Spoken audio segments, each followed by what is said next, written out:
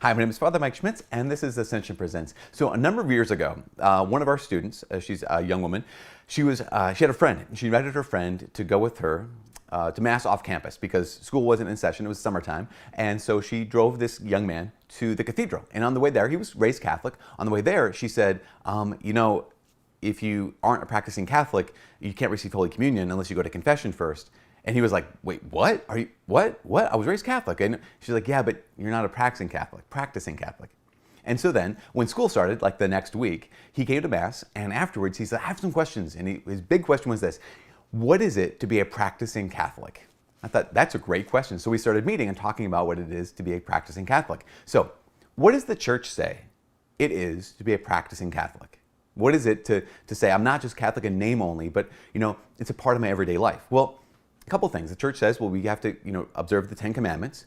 We have to assent to church teaching. And then the third thing is to do our best to follow the 5 precepts of the Catholic Church. In the Catechism of the Catholic Church, I think starting in Article 2041 or paragraph 2041, it talks about these 5 precepts of the church. Now, what it says is that these precepts are the indispensable minimum, or another translation is the very necessary minimum for life. Basically, the church is kind of saying that if these aren't there, that life connected with Jesus, connected with the church, it's not there. I don't know if you know this, but I think something like 90% of Americans believe that there's some kind of God. So 90% of Americans, 90% of Americans are theists. And yet most of us, the way we live our lives, we're practical atheists.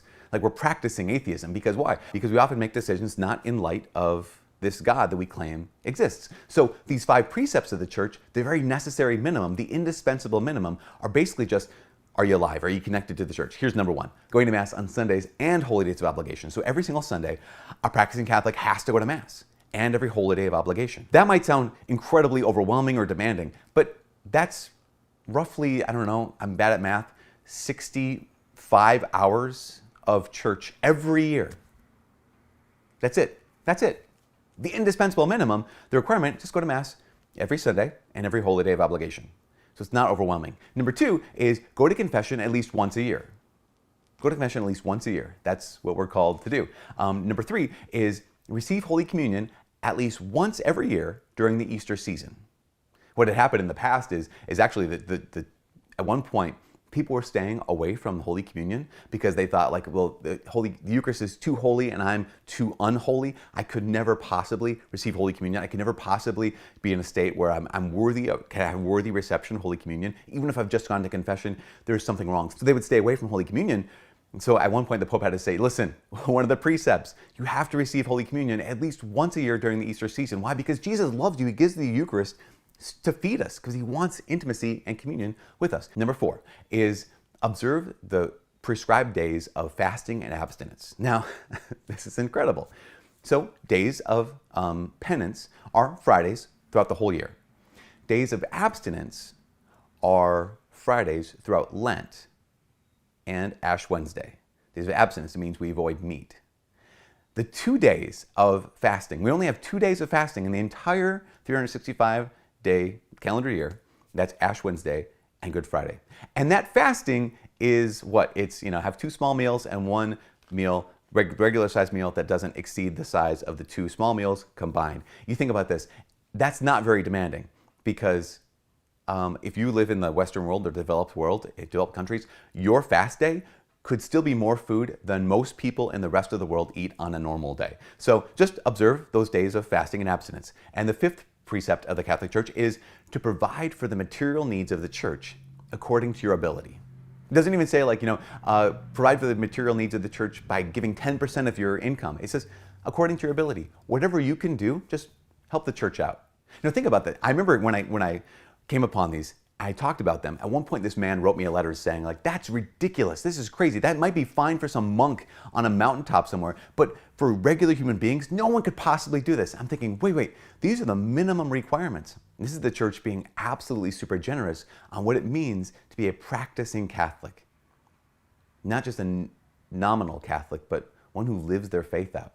Now, I was talking to this man about this, and he was like, okay. And we walked through this whole kind of story. And actually, in the course of this, talked about the story of the gospel and the story of the church and the story of Jesus Christ calling him to live in the church, to live up, to rise up to this, and actually transcend this. So he started praying. He started to be part of a Bible study. By the end of that year, he had entered seminary. This June, this man is going to be ordained a priest for our diocese.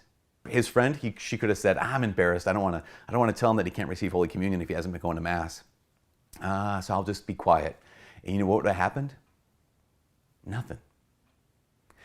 Because she was willing to, in love, just speak the truth to her friend. And this man, in like days from today, will be ordained a priest of Jesus Christ in the Catholic Church. And he will give us the Eucharist, and he will give God's reconciliation through confession. And this man, already he's holy. Already he's just like, it's incredible to see the transformation in this man's life. I can't imagine how many people he will lead to heaven because his friend was willing to say, hey, by the way, I don't want to be rude, but if you're not a practicing Catholic, you can't receive Holy Communion. And that prompted him to ask these questions. If you're asking the question, I think it also means that God has a plan for your life, just like he has a plan for my buddy's life, my future brother in order's life. For all of us here at Ascension Presents, my name is Father Mike. God bless.